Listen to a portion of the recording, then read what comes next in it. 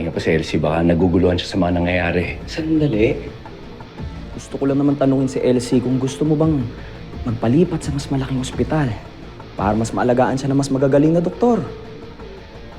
Hindi ba, Elsie? Sir, ibang kulit mo. Hindi ikaw ang kinakausap ko. Nag-aalala lang ako. Baka kasi nakukumpiyansa kayo sa kalagayan ni Elsie.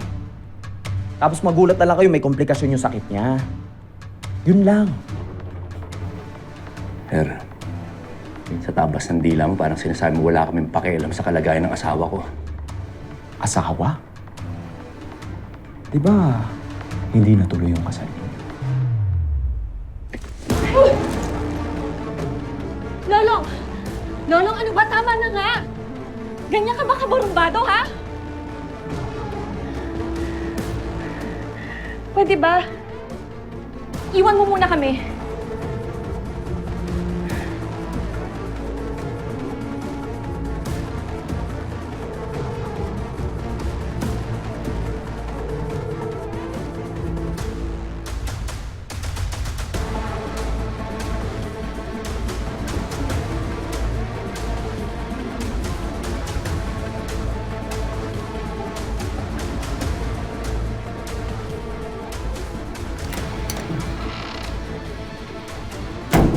Elsie.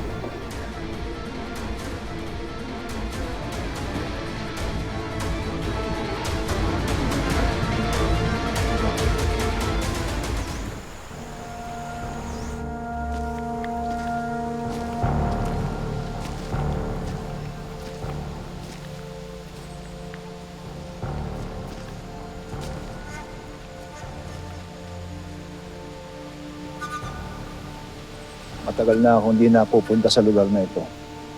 Manong, alam mo ang lugar na ito? Nasaan na ba tayo?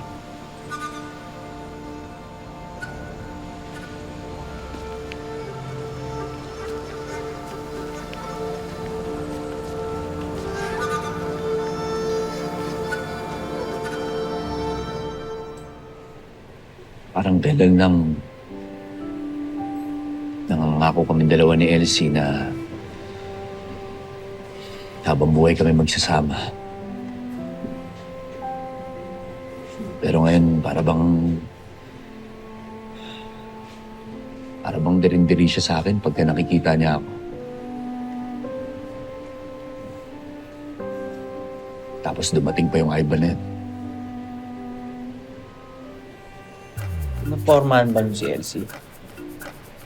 Gusto mo, ligpitin ko na yun eh. Hoy. Ingat ka sa mga binibitaw mong salita, ha? May alagad ng batas dito, oh. Pagbitaw ka. Hindi ko alam kung anong plano niya kay Elsie, pero base sa pananalita niya, parang gusto niya nang pakasalan si Elsie. Isipin niyo kanina, bigla-bigla na lang pumasok sa kwarto ni Elsie, tapos niyakap si Elsie na mahigpit. Oh! May sira ulo pala yan, eh. Ako natatapos dyan. Baka ano yun. Boss Bokyo, sir. Huwag mo ilagay sa kamay mo ang batas. Anong binubunot mo dyan? Wala. Wala lamang kamay ko. Seryoso, tol. Siguro, tsagain mo na lang muna si Elsie ngayon. Gawin mo ang lahat ng makakaya mo, pakita mo sa kanya yung pagmamahal mo para bumalik yung loob niya sa'yo. Tama. Huwag mo sayangin yung kapangyarihang pinagkaloob sa'yo ng ugtaw. Tama. Ha? Ha? Teka, ano? Butaw? Ano? Uhaw? Ha? Ugtaw. Ugtaw? Hindi ugtaw. Ano yun? Loko na ugtaw. Kalimutan mo na yung Bok. Kalimutan. Ano, kayo lang nakakaalam. Pinag-uusapan niya, hindi ko alam. Ano, mag-amnesia na lang ako. Ano yun? Ugtaw. Ano yung ugtaw? Ano? Hindi mo sabihin. Ay, mahina pala ako sa'yo. Akala ko pa naman, best friend mo ko. Sa dami natin pinagdaanan. Maliliit pa lang tayo. Sabihin mo na, ingay. Ano? Bok, Oh.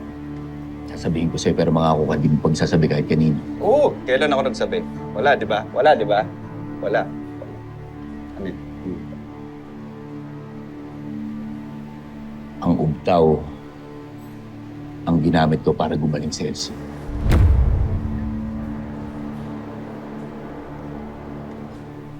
Nanggaling ito kay Apong Ayo.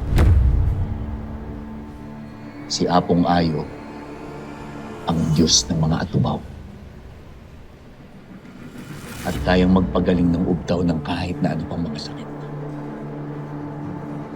Pwede yun? May ganun? May... Oh! Seryoso yun? Sinabi na nga sa inyo.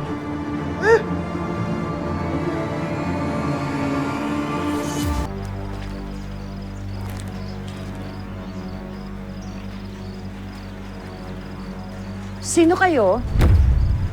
Anong ginagawa niyo sa pamamahay ko? Hindi ikaw ang pakay namin. Hinahanap ko si Lolong. Nasaan siya? Ano kailangan mo sa anak ko? Sino ka ba? Anak! Hindi mo anak si Lolong. Sino ka? Anong alam mo sa pamilya ko? Kung wala si Lolong, di ikaw na lang isasama namin. Sigurado hahanapin ka niya. Lumayas kayo! Layas!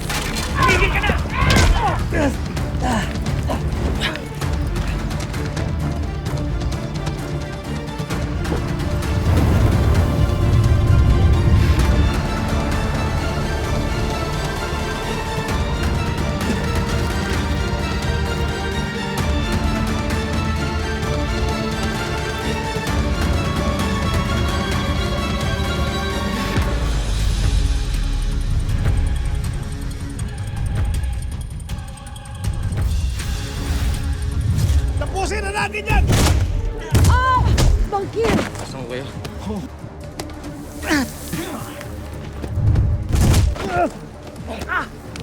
Lolong?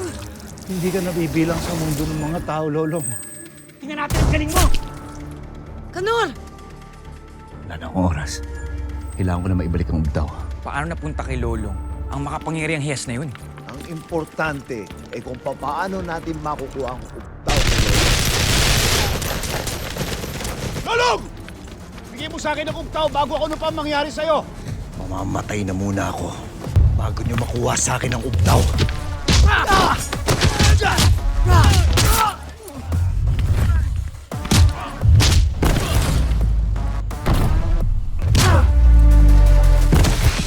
Hindi mamatay ka nang ha? Sinabi kong lubayan mo na ang apo ko! Ubtaw ang kailangan natin, hindi si Lolong. Nasa ka? Hindi ka nagpapakita sa akin. Hindi ko makakalimutan yung ginawa nila sa akin. Lalo na yung baliw na Ivan na yun. Is this your fighter? Is he any good? His name is Victor. Presko ng bisita natin ngayon. Are you ready to be entertained, Mr. Petrov? Sino po ba ang ilalaban natin kay Victor? Ano magagawa natin kundi pagtiyagaan yung dalawang huli nating alas habang wala pa sa kamay natin si Bangkil. Teka! Kayo Lolong na yan? Napanaginipan ko po yung Lolong. Namamatay na si Lolong! Namamatay na siya! Kuya Lolong! Paano lang tumahan kapag wala ka? Diyos ko, buhayin niyo po ang anak ko. Huwag kayo mag-alala. Mahuhuli ko yung bangkil na yan bago mamatay pa yung Karina.